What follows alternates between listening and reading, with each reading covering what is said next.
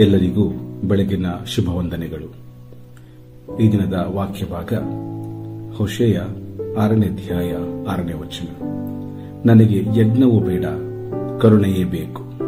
ಯೇಸು ಕ್ರಿಸ್ತನ ಜೀವಿತದಲ್ಲಿ ನಾವು ಓದಿಕೊಳ್ಳುವಾಗ ಆತನು ಅನೇಕ ಸಂದರ್ಭಗಳಲ್ಲಿ ಕರುಣೆಯನ್ನ, ಕನಿಕರವನ್ನ ತೋರಿಸಿದ ಘಟನೆಯನ್ನ ನಾವು ನೋಡಿಕೊಳ್ಳಬಹುದು. ನಮ್ಮ ಸ್ವಂತ ಜೀವಿತಗಳಲ್ಲಿ ಕೂಡ ಅನೇಕ ಬಡವರನ್ನ ಅಥವಾ ಕಾಲಿಲ್ಲದವರನ್ನ, ಕುರುಡನ್ನ ನೋಡುವಾಗ ನಮಗೆ ಬಹಳ ಕನಿಕರ ಹುಟ್ಟಿ ಬರ್ತದೆ. ಅವರಿಗೇನಾದರೂ ಮಾಡಬೇಕೆಂಬ ಆಸೆ ನಮ್ಮಲ್ಲಿ ಹುಟ್ಟಿ ಬರ್ತದೆ. ಅದೇ ರೀತಿಯಾಗಿ ದೇವರ ವಾಕ್ಯವನ್ನು ಓದಿಕೊಳ್ಳುವಾಗ ಯೇಸು ಸ್ವಾಮಿ ಕೂಡ ಅನೇಕ ಸಮಯಗಳಲ್ಲಿ ಆತನು ಕನಿಕರ ಪಟ್ಟನೆಂಬುದಾಗಿ ನಾವು ಓದಿಕೊಳ್ತೇವೆ. 5,000 ಜನರು ಸೇರಿ ಬಂದಿರುವಾಗ ಅವರನ್ನು ನೋಡಿ ಆತನು ಕನಿಕರ ಪಟ್ಟು ಅವರಿಗೆ ಊಟವನ್ನ ಕೊಡುತ್ತಾನೆ ಪ್ರಿಯರೇ. ಹಾಗೆಯೇ ಒಬ್ಬ ಕುಷ್ಠರೋಗಿಯು ಬಂದು ಬೇಡಿಕೊಳ್ಳುವಾಗ ಆ ಕುಷ್ಠರೋಗಿ ನೋಡಿ ಕನಿಕರ ಪಟ್ಟು ಅವನ ಕುಷ್ಠವನ್ನ ಕರ್ತನು ವಾಸಿ ಮಾಡುತ್ತಾನೆ. ಹಾಗೆ ಯೇಸು ಸ್ವಾಮಿಯನ್ನ ಅನೇಕ ದೊಡ್ಡ ಗುಂಪು ಹಿಂಬಾಲಿಸುತ್ತಾ ಎಲ್ಲಾ ಕಡೆ ಬರುತ್ತಿರುವಾಗ ಅವರನ್ನು ನೋಡಿ ಅವರ ಮೇಲೆ ಕನಿಕರ ಪಟ್ಟು ಅಲ್ಲಿದ್ದ ಅನೇಕ ಅಸ್ವಸ್ಥ ರೋಗಿಗಳನ್ನ ಆತನು ಗುಣಪಡಿಸುತ್ತಾನೆ ಪ್ರಿಯರೇ.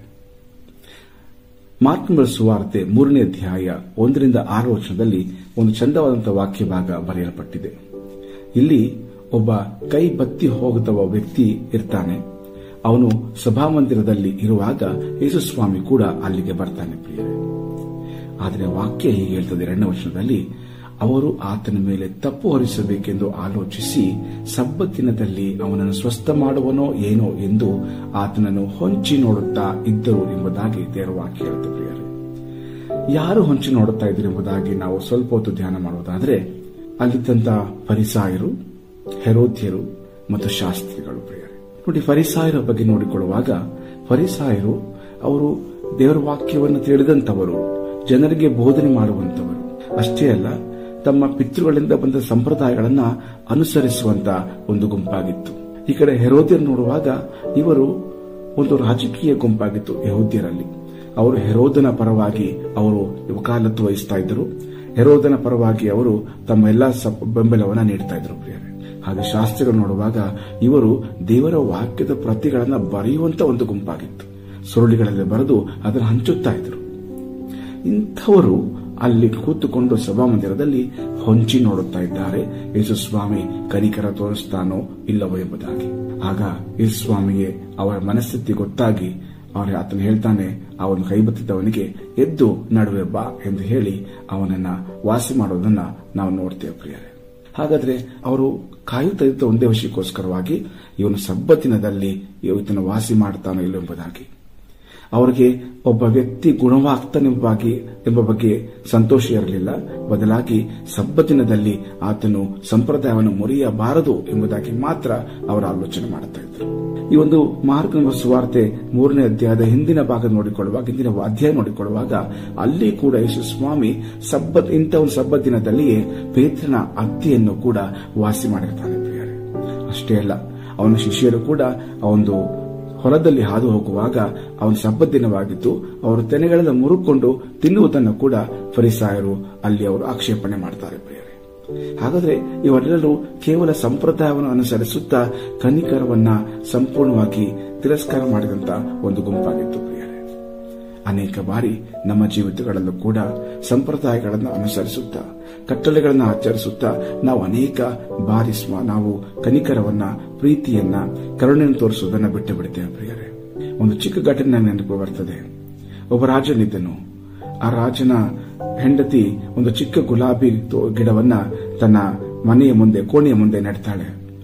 ಆ ಒಂದು ಕೋಣೆಯ ಮುಂದೆ, ಆ ಗೋಡೆಯ ಪಕ್ಕದಲ್ಲಿ ನೆಟ್ಟಾಗ ಅದು ಪ್ರತಿದಿನ ಅದು ಹೂವು ಬಡಲಿಕ್ಕೆ ಬರುವ ಸಮಯದಲ್ಲಿ ಅಲ್ಲಿದ್ದಂತ ಕೆಲವು ಪ್ರಾಣಿಗಳು ಬಂದು ಅದನ್ನ ತುಳಿದು ಬಿಟ್ಟು ಹಾಳು ಮಾಡಿಬಿಡುತ್ತವೆ. ಆಗ ಆ ರಾಣಿ ರಾಜನಿಗೆ ಹೇಳ್ತಾನೆ, ಒಬ್ಬ ಸೈನಿಕನ ನಿಲ್ಲಿಸ್ರಿ, ಆಗ ಅದನ್ನು ಕಾಯಿಲೆ ಎಂಬುದಾಗಿ ಹೇಳ್ತಾರೆ ಪ್ರಿಯರೇ.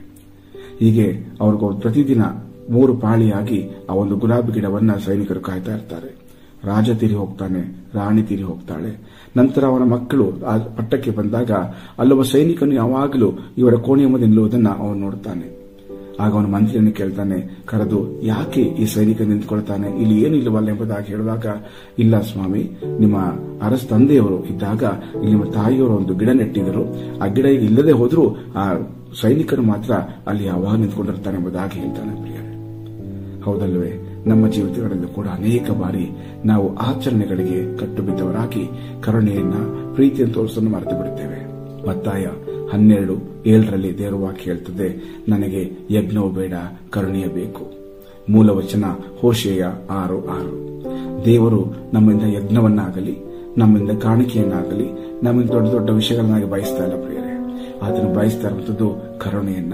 ನಾವು ಇತರನ್ನು ನೋಡುವಾಗ ಕ್ರಿಸ್ತನು ನಮ್ಮನ್ನ ಕನಿಕರಿಸುವ ಪ್ರಕಾರವಾಗಿ, ಆತನು ನಮಗೆ ಕರುಣೆ ನೀಡುವ ಪ್ರಕಾರವಾಗಿ ನಾವು ಇತರರಿಗೆ ಕನಿಕರನ್ನು ತೋರಿಸುವಂತ ಜನರಾಗಿ, ಕ್ರೈಸ್ತರಾಗಿ ಜೀವಿಸಬೇಕೆಂದು ಆತನು ಬಯಸ್ತಾ ಇದ್ದಾನೆ. ಹಾಗಾದರೆ ಈ ದಿನ ನನ್ನ ಜೀವಿತದಲ್ಲಿ, ನಿನ್ನ ಜೀವಿತದಲ್ಲಿ ಯಾರಿಗಾದರೂ ಕರುಣೆಯ ಅವಶ್ಯಕತೆ ಇದೆಯೋ? ನಮ್ಮ ಕಣ್ಣುಗಳನ್ನು ತೆರೆದು ಕ್ರಿಸ್ತನ್ ನೋಡುವ ರೀತಿಯಲ್ಲಿ ನೋಡುತ್ತಾ, ಅವರಿಗೆ ಪ್ರೀತಿಯನ್ನು, ಕರುಣೆಯನ್ನು ತೋರಿಸುತ್ತಾ ನಾವು ದೇವರಿಗೆ ಮೆಚ್ಚುಗೆಗೆ ಆಗುವಂತಹ ಜೀವಿತವನ್ನು ಜೀವಿಸೋಣ. ಕರ್ತನ ವಾಕ್ಯಗಳನ್ನ ಆಶೀರ್ವದಿಸಲಿ. ಆಮೇನ್. ಈ ಕಾರ್ಯಕ್ರಮದ ಬಗ್ಗೆ ನಿಮ್ಮ ಅಭಿಪ್ರಾಯ, ಸಲಹೆಗಳು ಹಾಗೂ ಯಾವುದೇ ಪ್ರಾರ್ಥನಾ ಮನವಿಗಳಿದ್ದಲ್ಲಿ ನಮ್ಮ ದೂರವಾಣಿ ಸಂಖ್ಯೆಗೆ ನೀವು ಕರೆ ಮಾಡಬಹುದು. ನಮ್ಮ ದೂರವಾಣಿ ಸಂಖ್ಯೆ 9902606453. ನಿಮ್ಮ ಅಭಿಪ್ರಾಯಗಳನ್ನು ಇಮೇಲ್ ಮೂಲಕವೂ ನಮಗೆ ತಿಳಿಸಬಹುದು. ನಮ್ಮ ಇಮೇಲ್ ಐಡಿ info@fibaonline.org. ವಂದನೆಗಳು.